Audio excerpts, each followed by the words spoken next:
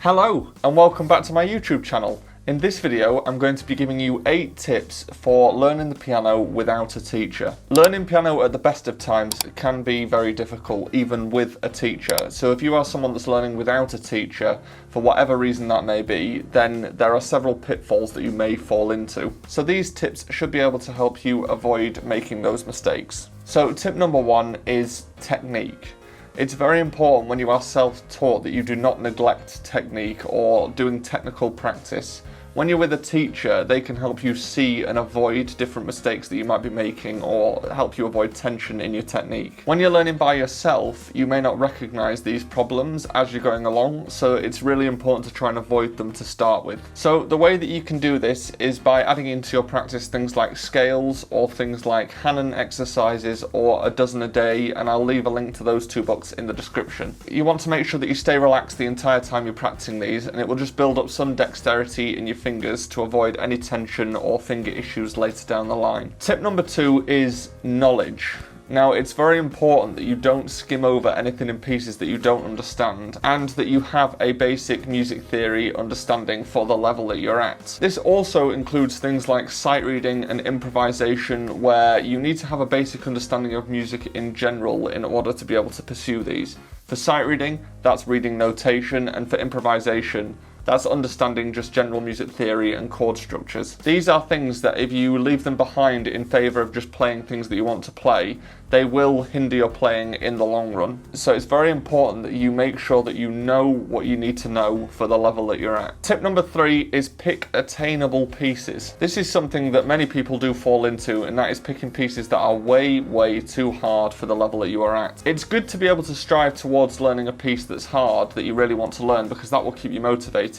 However, you've got to gauge that in steps and pick pieces in the short term that are going to help your general playing ability, that will help you read better, that will help you understand better, and that will help your technique much better. So although you may not be interested in the easier pieces that you have to learn, you've got to make sure that you are walking before you run, not running before you walk. Tip number 4 is to create a practice routine. This is something that is important for those that have teachers as well, but I think it's easier to forget about it when you're not told to learn certain things. And this goes back to the first 3 tips that I've given.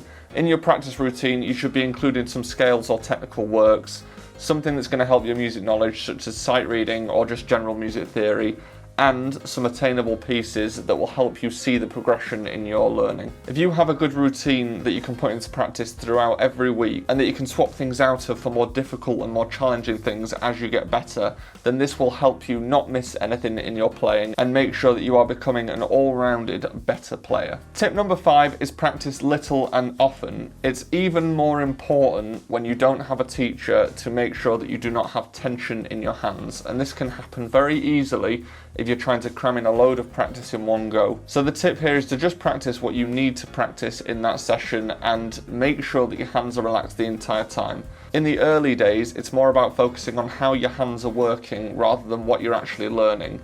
Yes, you may be able to learn more information and more notes in one go, but if it's causing your hands to tense or it's making your hands hurt because they're not used to that, then that's not going to do you any good in the long run. And you should always practice more frequently as well, because then this will reinforce the things that you've learned in the previous practice and you won't forget them between practices. Now, these next 2 tips are more based around physical technique, and that's because as a teacher I see these all the time, so if you don't have a teacher, then it's important that someone tells you that these are important. So tip number 6 is do not play with flat fingers. You should always be curving your hand when you're playing so that you're playing on the tips of your fingers on the key. There are 2 good reasons for this. One is that because you have some fingers longer than others, you're giving your fingers a chance to be even and play the notes very evenly if you curve your fingers. The second reason for this is because curving your hand is a more natural position for your hand to be in, and this means that you're more likely to be relaxed, and it will help you be able to play faster things when you get better, and it will also mean that you're keeping your hands nice and naturally relaxed as you play. If you find that you're playing with flat fingers like this rather than like this, then that usually means that there is an element of tension going on in your hands. This can happen even more when you're working with black notes on the piano, so be careful that you are on the tips of your fingers. A lot of the time people use flat fingers on black notes because they don't want to slip off the black note. However, if you just get used to practicing on the tips of your fingers, you'll find that you'll have much more control over a long period of time. Tip number 7 is make sure that your wrist moves.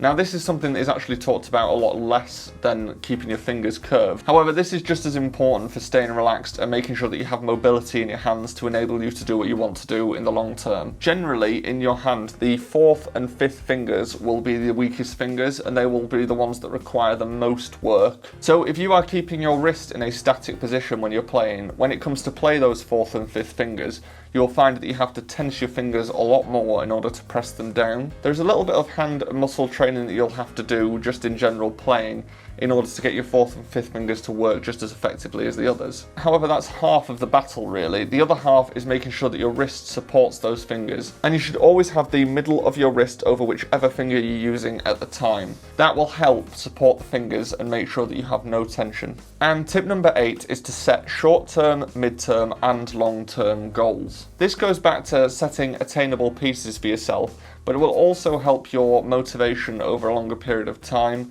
and it will also help you see the progression in your playing. These goals can be whatever you want them to be. The long-term goal should be your ultimate end game, the thing that you want to have done to signify to yourself that you have got where you wanted to get to. So that might be something like doing grade 8 or doing a diploma or going to university to do it or anything like that. It's something that's quite far in the future, that is nowhere near where you're at now, but it's your ultimate end goal. Your midterm goals should be something like the next grade that you're approaching and completing that, or it should be pieces that are just slightly out of reach. Those kind of things that you are looking towards but they're not that far in the future. And short-term goals should be something that's in the immediate and the now, something in your next practice that you can fix, or in the practice after that you can fix, something that you are working on right now. That could be just a couple of bars of a piece, or it could be perfecting a scale or anything like that. If you have any extra tips for learning without a teacher, or you have experience with learning without a teacher, then let me know in the comments. If you would like to book a lesson with me, then you can do that using the link in the description. And before you go on to this video, then be sure to leave me a like and subscribe, and I will see you next time.